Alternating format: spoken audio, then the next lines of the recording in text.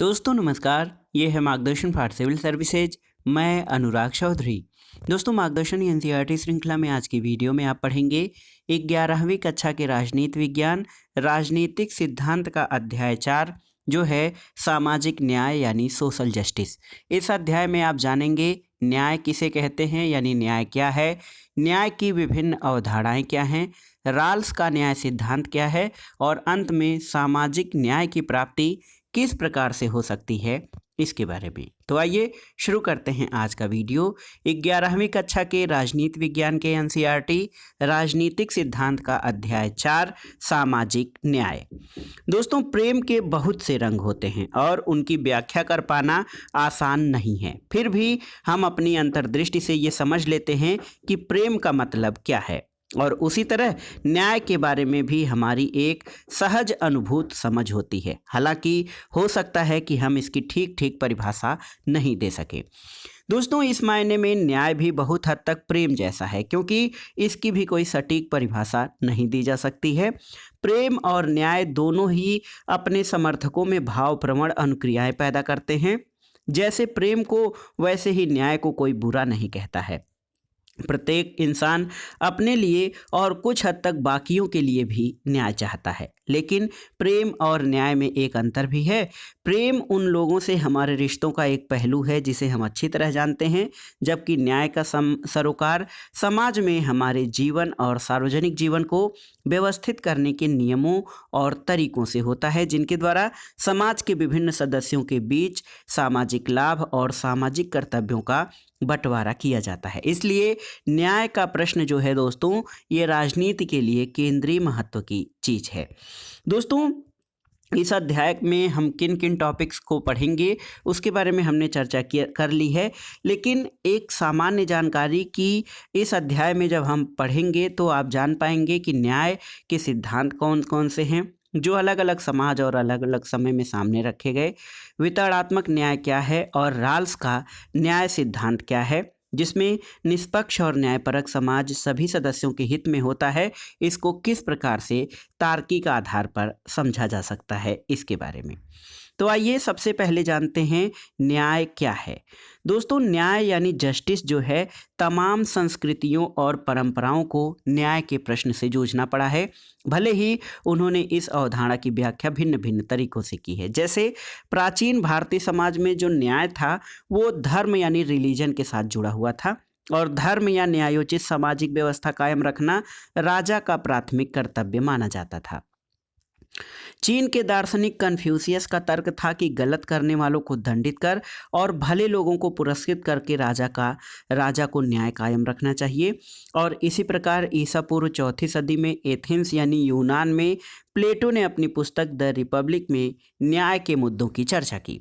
सुकरात और उनके युवा मित्रों जैसे ग्लाउकन और एडिमंटस के बीच लंबी वार्ता के जरिए प्लेटो ने दिखाया कि हमारा न्याय से सरोकार होना चाहिए और उन नौजवानों ने सुकरात से पूछा कि हमें न्याय संगत क्यों होना चाहिए, तो उनका आकलन ये था कि जो अन्यायी हैं वे न्यायी लोगों से ज़्यादा बेहतर स्थिति में हैं, जो अपनी स्वार्थ पूर्ति के लिए कानून तोड़ते मरोड़ते हैं, कर चुकाने से कतराते हैं और झूठ और धोखाधड़ी का सहारा लेते हैं, वे अक्सर उन लोगों से ज़्यादा सफल होते हैं जो सच्चाई और न्याय के रास्ते पर चलते हैं। और आपने आज भी लोगों को ऐसी भावना व्यक्त करते हुए सुना होगा। सुकरात ने उन नौजवानों को याद दिलाया कि यदि हर कोई अन्यायी हो जाए और यदि हर आदमी अपने स्वार्थ के लिए कानून के साथ खिलवाड़ करे तो किसी के लिए भी अन्याय से लाभ पाने की गारंटी नहीं होगी, कोई भी सुरक्षित नहीं रहेगा और इससे संभव है कि सबको नुकसान पहुंचे। इसलिए हमारा दीर्घकालिक हित इसी में है कि हम कानूनों का पालन करें और न्यायी बने। सुकरात ने स्पष्ट किया कि हमें न्याय के अर्थ को स्पष्ट रूप से समझने की जरूरत है ताकि हम ये देख सकें कि न्याय संगत होना क्यों महत्वपूर्ण है। उन्होंने बताया कि न्याय का मतलब सिर्फ ये नहीं होता है कि हम अपने मित्रों का भला करें और दुश्मनों का नुकसान करें या अपने हितों के पीछे लगे रहें। न्याय में तमाम लोगों की भलाई निहित होती है। जैसे एक डॉक्टर अपने सभी मरीजों की भलाई की चिंता करता है, उसी तरह न्याय संगत शासक या सरकार को भी जनता की भलाई की चिंता करनी होगी। दोस्तों जनता जो है, जनता की भलाई की सुनिश्चितता हर व्यक्ति को उसके वाजिब हिस्सा देना भी शामिल है। तो कुल मिलाकर कोई भी शासक ऐसा होना चाहिए, न्यायपूर्ण शासक तभी कहा जा सकता है वो, जब वो समाज के सभी लोगों के प्रति चिंता करे, उनके अच्छे के बारे में सोचे और उनके लिए जो सामाजिक संपत्ति में उसका वाजिब हिस्सा है उसको दे। दोस्तों यहाँ पर देखिए कहा गया है कि वे कहते हैं कि अन्याय करना स्वाभाविक रूप से अच्छा है और दुष्टता झेलना बुरा, लेकिन यह भी कि भलाई की तुलना में दुष्टता बड़ी है और इसलिए जब लोग अन्याय करने और झेलने दोनों का अनुभव प्राप्त करते हैं, जब वे किसी एक से बचने और दूसरे को पाने में सफल नहीं होते, तो वे सोचते हैं कि दोनों में से कुछ भी न होने के लिए आपस में समझौता करना बेहतर होता है। यहाँ से कानून और आपसी पर संविदाएं बनती हैं और जो कुछ कानून द्वारा किया जाता है उसे ही कानून सम्मत और न्यायोचित कहा जाता है। रिपब्लिक में सुकरात से ग्लाउकन कहता है। दोस्तों एक महत्वपूर्ण विचार जो अभी हमने देखा है कि न्याय में हर व्यक्ति को उसका वाजिब हिस्सा या उचित हिस्सा देना शामिल है, आज भी न्याय की हमारी समझ का महत्वपूर्ण अंग बना हुआ है। बहरहाल प्लेटो के ज़माने की तुलना में आज यह समझ जरूर बदली है कि किसी व्यक्ति को जो प्राप्त होना है वो क्या होना है, यानी वह क्या पाने का अधिकारी है। आज न्याय की हमारी समझ ही समझ के गहरे से जुड़ गई है कि मनुष्य होने के नाते हर व्यक्ति को क्या प्राप्त होना चाहिए। इमैनुअल कांट जर्मन दार्शनिक है, उसके अनुसार हर मनुष्य की गरिमा यानी डिग्निटी होती है और अगर सभी व्यक्तियों की गरिमा स्वीकृत है तो उनमें से हर एक का प्राप्य ये होगा कि उन्हें अपनी प्रतिभा के विकास और लक्ष्य की पूर्ति के अवसर प्राप्त हों। न्याय के लिए जरूरी है कि हम तमाम व्यक्तियों को समुचित और बराबर की अहमियत दें। तो ये बहुत ही महत्वपूर्ण है दोस्तों, सभी व्यक्तियों को समुचित और बराबर का सम्मान जो है वो भी न्याय का महत्वपूर्ण पहलू है। समान लोगों के प्रति समान बर्ताव, ये क्या है दोस्तों? देखिए आधुनिक समाज में तमाम लोगों को समान महत्व देने के बारे में सहमति है, लेकिन ये निर्णय करना आसान नहीं है कि हर व्यक्ति को उसका प्राप्य या उसका अधिकार कैसे दिया जाए। इस संबंध में कई सिद्धांत पेश किए गए हैं। उनमें एक है समकक्षों के साथ समान बर्ताव का सिद्धांत, और माना यह जाता है कि मनुष्य होने के नाते सभी व्यक्तियों में कुछ समान चारित्रिक विशेषताएं होती हैं, इसलिए वे समान अधिकार और समान बर्ताव के अधिकारी हैं। आज अधिकांश उदारवादी जनतंत्रों में कुछ महत्वपूर्ण अधिकार लोगों को दिए गए हैं और इन अधिकारों में देखा जाए तो जीवन, स्वतंत्रता और संपत्ति के अधिकार जैसे नागरिक अधिकार शामिल हैं और इसमें समाज के अन्य सदस्यों के साथ समान अवसरों के उपभोग करने का सामाजिक अधिकार और मताधिकार जैसे राजनीतिक अधिकार भी शामिल हैं और ये अधिकार व्यक्तियों को राज प्रक्रियाओं में भागीदार बनाते हैं। दोस्तों समान अधिकारों के अलावा समकक्षों के साथ समान बर्ताव का सिद्धांत बहुत ही महत्वपूर्ण है। लोगों के साथ वर्ग, जाति, नस्ल, लिंग के आधार पर भेदभाव न किया जाए। उन्हें उनके काम और कार्यकलापों के आधार पर जांचा जाना चाहिए, इस आधार पर नहीं कि वे किस समुदाय के सदस्य हैं। इसलिए अगर भिन्न भिन्न जातियों के दो व्यक्ति एक ही काम करते हैं, चाहे वह पत्थर तोड़ने का काम हो या पिज्जा बांटने का, उन्हें समान पारिश्रमिक मिलना चाहिए। और यदि किसी काम के लिए एक व्यक्ति को 100 रुपये, दूसरे व्यक्ति को 75 रुपये सिर्फ इसलिए मिलते हैं कि वे भिन्न जातियों के हैं, तो ये अनुचित और अन्यायपूर्ण होगा। इसी तरह यदि स्कूल में पुरुष शिक्षक को महिला शिक्षक से ज़्यादा वेतन मिलता है तो यह फर्क भी नाजायज और गलत है। समानुपातिक न्याय क्या होता है दोस्तों? तो देखिए बहरहाल समान बर्ताव न्याय का एकमात्र सिद्धांत नहीं है। कुछ ऐसी परिस्थितियां हो सकती हैं जिसमें हम महसूस करें कि हर एक के साथ समान बर्ताव अन्याय होगा। इसका उदाहरण आप इस तरह से देख सकते हैं कि अगर आपके स्कूल में यह फैसला किया जाए कि परीक्षा में शामिल होने वाले तमाम लोगों को बराबर अंक दिए जाएंगे क्योंकि सब एक ही स्कूल के विद्यार्थी हैं, सबने एक ही परीक्षा दी है, तो आपको कैसा लगेगा? यहाँ आप ज़्यादा उचित समझेंगे कि छात्रों को उनकी उत्तर पुस्तिकाओं की गुणवत्ता और संभव हो तो उनके लिए किए गए प्रयास के अनुसार अंक दिए जाएं। दूसरे शब्दों में सबके लिए समान अधिकार की दौड़ में एक ही शुरुआती रेखा निर्धारित करने के बावजूद ऐसे मामलों में न्याय का मतलब होगा लोगों को उनके प्रयास के पैमाने और क्वालिफिकेशन के अनुपात में पुरस्कृत करना। अधिकांश लोग सहमत होंगे कि यूं तो लोगों को समान काम का समान दाम मिलना चाहिए, लेकिन किसी काम के लिए वांछित मेहनत, कौशल, संभावित खतरे आदि कारकों को ध्यान में रखते हुए अलग अलग काम के लिए अलग अलग पारिश्रमिक का निर्धारण उचित और न्यायसंगत होगा। अगर हम इन मानदंडों का इस्तेमाल करें तो हम पाएंगे कि हमारे समाज में कुछ कामगार तबकों को ऐसे कारकों के मद्देनजर निर्धारित पारिश्रमिक मेहनताना नहीं मिलता है, जैसे खनिक, कुशल कारीगर अथवा पुलिस कर्मियों जैसे कभी कभी खतरनाक लेकिन सामाजिक रूप से उपयोगी पेशों में लोगों को सदैव वह पारिश्रमिक नहीं मिलता जो समाज में कुछ अन्य लोगों को होने वाले कमाई की तुलना में न्यायोचित हो। लेकिन समाज में न्याय के लिए समान बर्ताव के सिद्धांत का समानुपातिकता के सिद्धांत के साथ संतुलन बिठाने की जरूरत है। दोस्तों, विशेष ज़रूरतों का विशेष ख्याल क्या होता है? तो देखिए, न्याय के जिस तीसरे सिद्धांत को हम समाज के लिए मान्य करते हैं वो पारिश्रमिक या कर्तव्यों का वितरण करते समय लोगों की विशेष ज़रूरतों का ख्याल रखने का सिद्धांत है।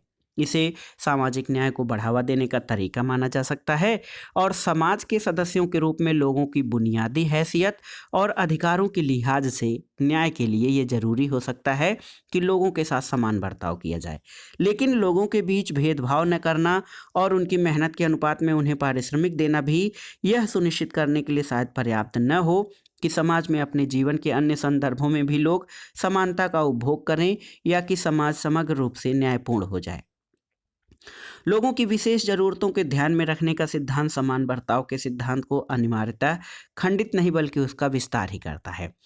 दोस्तों, समकक्षों के साथ समान बर्ताव के सिद्धांत में ये निहित है कि जो लोग कुछ महत्वपूर्ण संदर्भों में समान नहीं हैं उनके साथ भिन्न ढंग से बर्ताव किया जाए ताकि उनकी विशेष ज़रूरतों का ख्याल रखा जाए।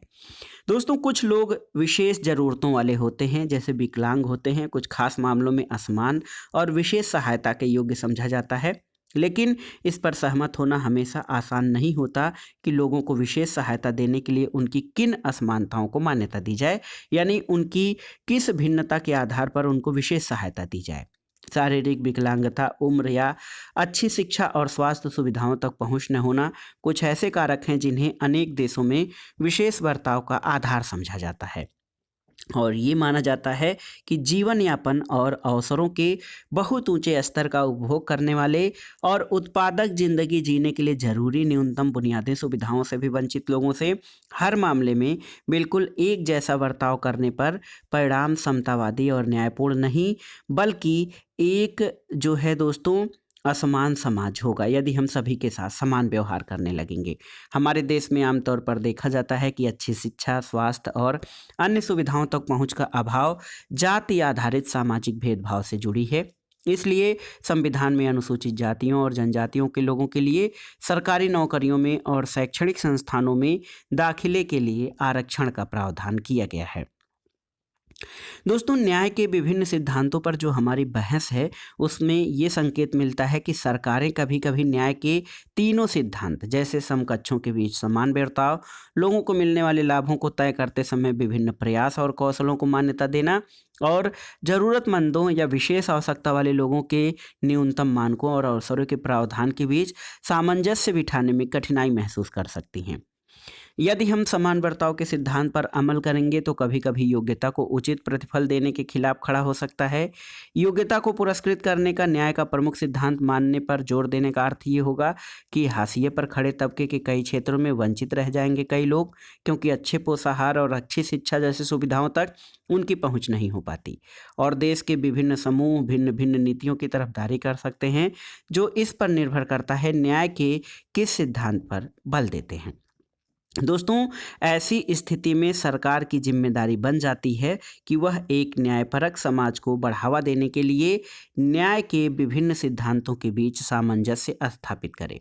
यहाँ पर ये बालक पूछता है कि न्याय की देवी की आंखों पर पट्टी क्यों बंधी होती है? तो न्याय की देवी की आंखों पर पट्टी इसलिए बांधे रखते हैं क्योंकि उसे निष्पक्ष रहना है। बिल्कुल ठीक, उसे निष्पक्ष रहना है, लेकिन वह लोगों की आंखों पर पट्टी बांधे रहेगी तो लोगों की विशेष जरूरतों को कैसे देखेगी? ये प्रश्न बहुत ही वाजिब है। न्यायपूर्ण बंटवारा क्या है? दोस्तों, समाज में सामाजिक न्याय पाने के लिए सरकारों को ये सुनिश्चित करना होता है कि कानून और नीतियां सभी व्यक्तियों पर निष्पक्ष रूप से लागू हों, लेकिन इतना ही काफ़ी नहीं है और इससे ज़्यादा भी करने की आवश्यकता होती है। सामाजिक न्याय यानी सोशल जस्टिस का सरोकार वस्तुओं और सेवाओं के न्यायोचित वितरण से भी है, चाहे यह राष्ट्रों के बीच वितरण का मामला हो या किसी समाज के अंदर विभिन्न समूहों और व्यक्तियों के बीच का। यदि समाज में गंभीर सामाजिक या आर्थिक असमानताएं हैं तो ये जरूरी होगा कि समाज के कुछ प्रमुख संसाधनों का पुनर्वितरण हो, जिससे नागरिकों को जीने के लिए समतल धरातल मिल सके। इसलिए किसी देश के अंदर सामाजिक न्याय के लिए ये जरूरी है कि न केवल लोगों के साथ समाज के कानूनों और नीतियों के संदर्भ में समान बर्ताव किया जाए, बल्कि जीवन की स्थितियों और अवसरों के मामले में भी कुछ बुनियादी समानता का उपभोग किया जाए। और दोस्तों, ये हर व्यक्ति के लिए ज़रूरी माना गया कि वह अपने उद्देश्यों के लिए प्रयास कर सके और स्वयं को अभिव्यक्त कर सके। जैसे हमारे देश में सामाजिक समानता को बढ़ावा देने के लिए संविधान द्वारा छुआछूत की प्रथा का उन्मूलन किया गया और ये निश्चित किया गया कि निचली कही जाने वाली जातियां या जिनको दलित कहा जाता है उनको मंदिरों में प्रवेश, नौकरी और पानी जैसी बुनियादी ज़रूरतों से न रोका जा सके। और विभिन्न राज्य सरकारों ने जमीन जैसे महत्वपूर्ण संसाधन के अधिक न्यायपूर्ण वितरण के लिए भूमि सुधार लागू करने जैसे कदम भी उठाए हैं। दोस्तों, समाज में न्याय की स्थापना से जुड़े कुछ सवाल सामने खड़े हैं। क्या संसाधनों का वितरण और शिक्षा तक, नौकरियों तक समान पहुंच सुनिश्चित की जाए? यदि हाँ तो कैसे? ऐसे मामलों में जो है मत भिन्नता जो है समाज में उग्र भावावेश पैदा करती है और कभी कभी हिंसा भी भड़क जाती है। लोग मानने लगते हैं कि उनके परिवारों का भविष्य दांव पर लग जाएगा। और हमें क्रोध और हिंसा के ऐसे भी मामले याद हैं जो कभी हमारे देश के शैक्षणिक संस्थानों या सरकारी नौकरियों में सीटों के आरक्षण के प्रस्ताव से फूटते हैं। बहरहाल, राजनीतिक सिद्धांत के विद्यार्थी होने के नाते न्याय के सिद्धांत की अपनी समझदारी में हमें ठंडे दिमाग से इन मुद्दों की जांच परख करना चाहिए। क्या वंचितों की सहायता की योजनाएं न्याय सिद्धांत की कसौटी पर खरी मानी जा सकती हैं? हम जॉन राल्स द्वारा प्रस्तुत न्यायोचित वितरण यानी जो हमारा जस्टिस एज फेयरनेस है उसके सिद्धांत पर चर्चा करेंगे, क्योंकि राल्स ने ये तर्क दिया है कि समाज के न्यूनतम सुविधा प्राप्त सदस्यों को सहायता देने की जरूरत स्वीकार करने के लिए बेशक युक्तिसंगत या औचित्य हो सकता है। आइए जानते हैं न्याय के संबंध में राल्स का न्याय सिद्धांत। दोस्तों, यदि लोगों को कहा जाए कि आप रहने के लिए किस किस्म का समाज चुनना पसंद करेंगे तो वे लोग एक न्यायपूर्ण समाज पसंद करेंगे और वो उनका कहना होगा कि जिसके नियम और संगठन उन्हें विशेष सुविधा संपन्न स्थान मुहैया करा सके। हम सब लोगों से अपेक्षा नहीं कर सकते कि वे अपने निजी हितों को दरकिनार करके समाज की भलाई के बारे में सोचें, खासकर तब जब उन्हें यकीन हो कि उनका फैसला भविष्य में उनके बच्चों को मिलने वाली जिंदगी और मौकों को प्रभावित करने जा रहा है। वस्तुतः माता पिता से यह आशा कर सकते हैं कि वह बच्चों के लिए सबसे अच्छा क्या है इसके बारे में सोचें और सहयोग दें, लेकिन ऐसे परिदृश्य किसी समाज के लिए न्याय के सिद्धांत की बुनियाद का निर्माण नहीं कर सकते। तो हम ऐसे निर्णय पर कैसे पहुंचे जो निष्पक्ष हो और न्याय संगत भी? दोस्तों, जॉन राल्स ने इस प्रश्न का उत्तर देने का प्रयास किया है। वह तर्क करते हैं कि निष्पक्ष और न्यायसंगत नियम तक पहुंचने का एक रास्ता यही है कि हम खुद को ऐसी परिस्थिति में होने की कल्पना करें जहां हमें यह निर्णय लेना है कि समाज को कैसे संगठित किया जाए, जबकि हमें ये ज्ञात नहीं है कि उस समाज में हमारी जगह क्या होगी। यानी हम नहीं जानते कि किस किस्म के परिवार में हम जन्म लेंगे, हम उच्च जाति के परिवार में पैदा होंगे या निम्न जाति में, धनी होंगे या गरीब, सुविधा संपन्न होंगे या सुविधा विहीन। और राल्स तर्क देते हैं कि अगर हमें ये नहीं मालूम हो इस मायने में कि हम कौन होंगे और भविष्य के समाज के लिए हमारे लिए कौन से विकल्प खुले रहेंगे, तब हम भविष्य के उस समाज के नियमों और संगठन के बारे में जिस निर्णय का समर्थन करेंगे वो तमाम सदस्यों के लिए अच्छा होगा।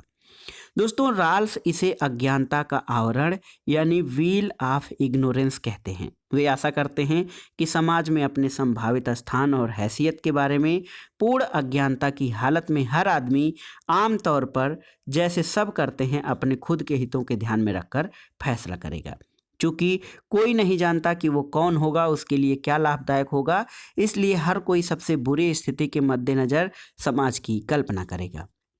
खुद के लिए सोच विचार कर सकने वाले व्यक्ति के सामने ये स्पष्ट रहेगा कि जो जन्म से सुविधा संपन्न है वे कुछ विशेष अवसरों का उपभोग करेंगे, लेकिन दुर्भाग्य से यदि उसका जन्म समाज के वंचित तबके में हो जहां वैसा कोई अवसर न मिले तो क्या होगा। इसलिए अपने स्वार्थ में काम करने वाले हर व्यक्ति के लिए यही उचित होगा कि वह संगठन के ऐसे नियमों के बारे में सोचे जो कमजोर तबके के लिए यथोचित अवसर सुनिश्चित करा सके। और इस प्रयास में दिखेगा कि शिक्षा, स्वास्थ्य, आवास जैसे महत्वपूर्ण संसाधन भी लोगों को प्राप्त हों, चाहे वे उच्च वर्ग के हों या न हों। तो ये बहुत ही महत्वपूर्ण है राल्स के सिद्धांत के अंतर्गत। उसका कहना है कि प्राथमिक वस्तुओं का वितरण जो है ऐसी स्थिति में होना चाहिए जिसमें लोगों को उनके पद दर्जे का ज्ञान न हो। बेशक अपनी पहचान को विस्मृत करना और अज्ञानता के आवरण में खड़ा होने की कल्पना करना किसी के लिए सहज नहीं है, लेकिन तब अधिकांश लोगों के लिए यह उतना ही कठिन है कि वे आत्मत्यागी बने, अजनबी लोगों के साथ अपने सौभाग्य की हिस्सेदारी करें। और यही कारण है कि आदतन हम आत्मत्याग को वीरता से जोड़ते हैं। इन मानवीय दुर्बलताओं और सीमाओं के मद्देनज़र हमारे लिए ऐसे ढांचे के बारे में सोचना बेहतर होगा जिसमें असाधारण कार्रवाइयों की ज़रूरत न रहे। अज्ञानता के आवरण वाली स्थिति की विशेषता ये है कि उसमें लोगों से सामान्य रूप से विवेकशील मनुष्य बने रहने की उम्मीद बढ़ती है और उनसे अपने लिए सोचने और अपने हित में जो अच्छा हो उसे चुनने की अपेक्षा रहती है। हालांकि प्रासंगिक बात यह है कि जब वे अज्ञानता के आवरण में रह कर चुनते हैं तो वे पाएंगे कि सबसे बुरी स्थिति से ही सोचना उनके लिए हितकर होगा। यहाँ पर देखते हैं एक बालक कह रहा है कि मैंने सुना है कि न्याय में देर होना अंधेर होना है, लोग ऐसा क्यों कहते हैं। तो देखिए कैसे लड़की जवाब दे रही है कि कोई यदि किसी विवाद में निर्णय बहुत देर से होता है तो हो सकता है पीड़ित व्यक्ति को कानूनी कार्रवाई से कोई लाभ नहीं मिले। क्या ऐसा मुकदमा जीतने का कोई फायदा है जिसका फैसला मरने के बाद आए। तो इसीलिए ये कहा जाता है कि न्याय में देरी न्याय का अंधेर है। दोस्तों राल्स के न्याय सिद्धांत की चर्चा करते समय जो अज्ञानता का आवरण है उसका कल्पित आवरण ओढ़ना उचित कानूनों और नीतियों की प्रणाली तक पहुंचने का पहला कदम है। और इससे ये प्रकट होगा कि विवेकशील मनुष्य न केवल सबसे बुरे संदर्भ के मद्देनज़र चीज़ों को देखेंगे बल्कि वे ये भी सुनिश्चित करने की कोशिश करेंगे कि उनके द्वारा निर्मित नीतियाँ समग्र समाज के लिए लाभप्रद हैं।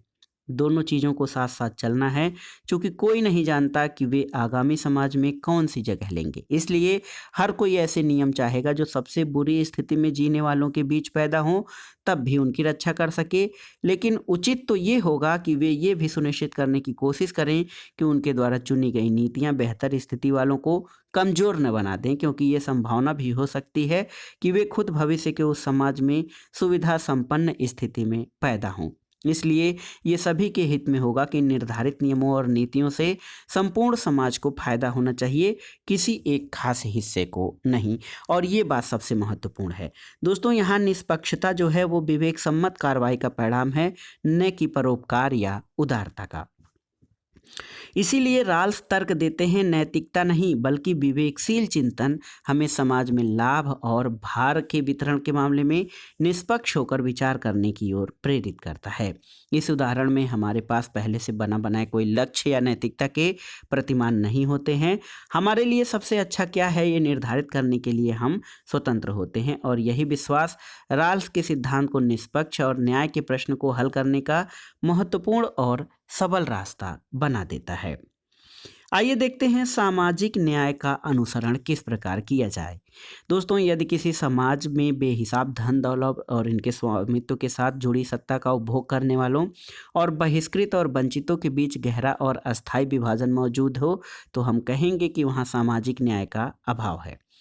यहाँ हम सिर्फ समाज में विभिन्न व्यक्तियों के जीवन यापन के सिर्फ विभिन्न स्तरों की चर्चा नहीं कर रहे हैं। दोस्तों न्याय के लिए लोगों के रहन सहन के तौर तरीकों में पूर्ण समानता और एकरूपता की आवश्यकता नहीं है, लेकिन उस समाज को अन्यायपूर्ण ही माना जाएगा जहाँ धनी और गरीब के बीच की खाई इतनी गहरी हो कि वे बिल्कुल भिन्न भिन्न दुनिया में रहने वाले लगें और जहाँ अपेक्षाकृत वंचितों को अपनी स्थिति सुधारने का कोई मौका न मिले, चाहे वे कितना भी कठिन श्रम क्यों न करें। दूसरे शब्दों में न्यायपूर्ण समाज को लोगों के लिए न्यूनतम बुनियादी स्थितियां जरूर मुहैया करानी चाहिए ताकि वे स्वस्थ और सुरक्षित जीवन जीने में सक्षम हो सकें और समाज में अपनी प्रतिभा का विकास कर सकें और इसके साथ समान अवसरों के जरिए अपने चुने हुए लक्ष्य की ओर बढ़ सकें। दोस्तों, लोगों को जीवन के लिए न्यूनतम बुनियादी स्थितियों का निर्धारण हम कैसे कर सकते हैं?